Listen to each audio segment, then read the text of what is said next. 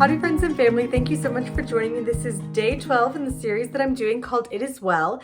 And today we are looking at an example of praise in the bad in the Bible. So we're finishing up looking at that first or the second line, when sorrows like sea billows roll. And we've been looking at this and we've been talking about several different things that we can be thankful for and praise God for, even when it seems like there is nothing to praise God for. So we looked at how we can be thankful for Jesus' sacrifice. We can be thankful that God uses our suffering, so our suffering is not in vain. How life is better with Jesus, and then how we have this hope of being with God forever. And so really what it boils down to is being thankful for God and what he is doing, praising God and what he is doing. And like I said, we might not always see exactly what he's doing, but there are some things that we can always see, like we've talked about these past couple of devotionals. And so we're going to be looking at an example. We're going to be looking at one of the times that Paul is in prison, and this is going to come from Acts 16, verses 16 through 40. And we're not going to read the whole thing. We don't have time in this little 5-minute devotional, but to give you an idea of what's going on, Paul and some of the other disciples were headed to pray. It says they were headed to a place of prayer, and a demon-possessed girl had been following around and declaring that these men are the servants of the Most High God who proclaim to you the way of salvation. She says that in verse 17. Well, Paul turns to her and he casts the demon out of her. Well, this girl was actually owned by some other people because they were using her prophecy, the demon's prophecy, to make money.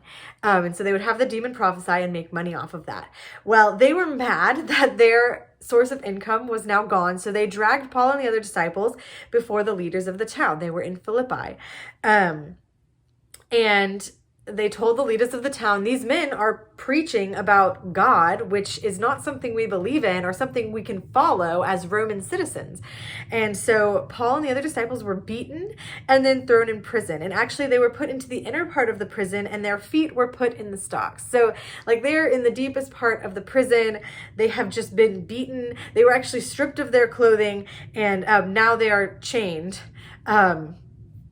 inside in the very inner parts of this prison. And verses 25 through 26 say, about midnight, Paul and Silas were praying and singing hymns to God, and the prisoners were listening to them.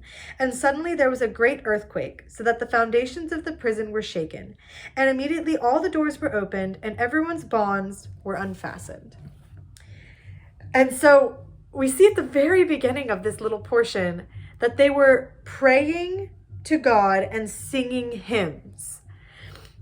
And then we see later on, if you read the rest of this section, you'll see that even though these doors were opened and their bonds were unlocked, they didn't leave. In fact, in verse 27, it says, when the jailer woke up. So the jailer did not wake up right away. But when he woke up, he was terrified because he thought all of the prisoners had escaped, and yet every single prisoner was still there. It says that he drew his sword and was about to kill himself, supposing the prisoners had escaped. But Paul cried out with a loud voice, do not harm yourself, for we are all here. And then we go on to see that the jailer actually comes to believe in Jesus through this experience. And so this is kind of seeing how our suffering is not in vain. But the main thing I want us to focus on is the way that it says, even when Paul and the other disciples were in prison, they did not know God was about to open all of the doors and make it so that they could be free. But they were praying and singing hymns to God anyway.